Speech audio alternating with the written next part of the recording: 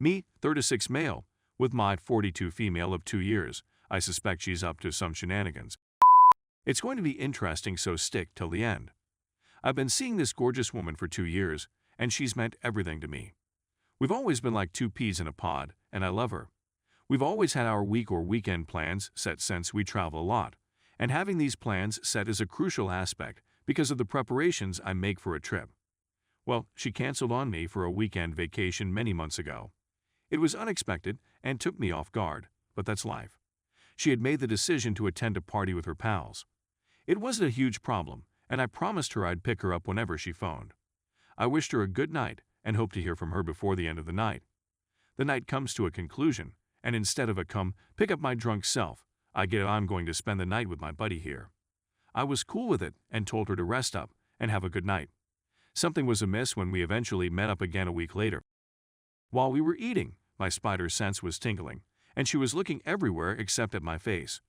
I asked her if she was all right and if there was anything I could do for her, and she responded by saying no and that she just wanted to go home. Something was plainly troubling her, but it was a secret and nothing I said or did would reveal it. More of our arrangements were canceled over the following several weeks, and they were replaced by her going to her friends' houses for drinks. I attempted to invite myself along on one of these outings, but she claimed that I would be bored and should find something else to do. This has me on high alert. It upset me a lot since it has been occurring a lot recently. I'm not sure what the next level of having a spider sense tingling is, but I was certainly on it. A week or two later, she canceled our Saturday plans once again. She tells me she's at the farmer's market with a drinking buddy and that maybe she and I might get together later that night. Well, it takes me 10 minutes to get to the market, so I decide to put on my detective hat and investigate what's going on. I don't tell her I'm leaving. When I get to the market, I search around, but I can't see this girl. I glance in every direction. I texted her, saying, "Hey, I happen to be in the market too. Where have you gone?" My phone starts buzzing with inquiries like, "Where did you park? What direction are you going in? What business are you near?" I gave her the information, and she was there in front of me 10 minutes later, with perfume applied. She never puts on perfume. I ask where her friends are since I'd want to say hello, and she informs me that her pals have all gone to have lunch. My issue is, how can I get to the bottom of this? Reddit? What should I ask her? Is it just my imagination, or is anything wrong? Is it possible that I'm seeing things that aren't there? A lot of the advice revolved around confronting her and asking her what the hell was going on. She eventually decided to pick up her phone after ignoring countless phone calls and text messages. She apologized and said that her phone had died and she hadn't realized it until it was too late. I began by mentioning that she had earlier sent me a message casually stating that she simply wasn't feeling it between us. We chatted after that message, and she explained that she was simply stressed and took it out on me. It's understandable that stress occurs. So here's my next question. I heard from a buddy that you were dating someone else. What exactly is going on? Do you want to split up? Her response, "What? Where did you get that? Oh my goodness, who said that?" Oh my, I'm so sick of hearing all these stories about me. That was stated by whom? She continued in this manner for quite some time. What struck me more was her anxiety about someone ratting her out more than the claims. She repeatedly assured me that she did not want to end the relationship, and then she began making me feel bad for saying such things to her. I had no idea how she felt about me. Because I was saying this, she got the impression that I didn't trust her. All of a sudden, I felt like the worst person in the world. She also begged me to reveal who said this, but I was unmoved. Finally, she said that she was having an intense, stressful day and simply needed to rest, and that we would discuss it later, maybe over the weekend. I felt like she was misdirecting me after taking in the counsel from here. I sat there feeling both suspicious that something was wrong and terrible that I had just accused my lovely fiancé of cheating on me. I felt awful.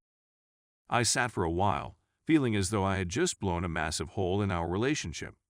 I adore her to bits. I felt compelled to apologize. I got in my vehicle and drove an hour to her city, stopping along the way to bring her a quart of her favorite chocolate ice cream.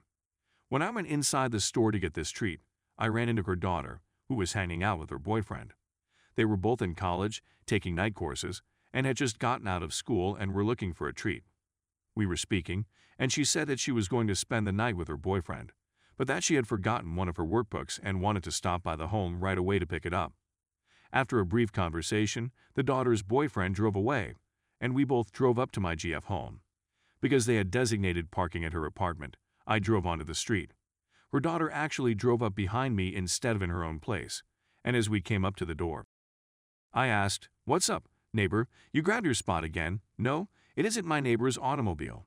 I'm not sure whether it was the way she said it, or sigh afterward, or what, but my heart quickly fell. I knew what we were going to uncover, but I was hoping for something else. Her kid and I both stumbled through the door and came to a complete halt in the entrance. We could barely make out what they were saying. There's no denying it. You've heard it before. The rhythmic pounding and groaning are punctuated by brief exclamations of delight. The bedroom was just across the hall from us. Her kid stared at me with saucer-sized eyes and said, "Oh my God, I'm so sorry." I felt like I was living outside of my body at this point. It's difficult to describe, but I immediately felt like I was simply a bystander watching events unfold. I couldn't feel anything and had no idea what to do.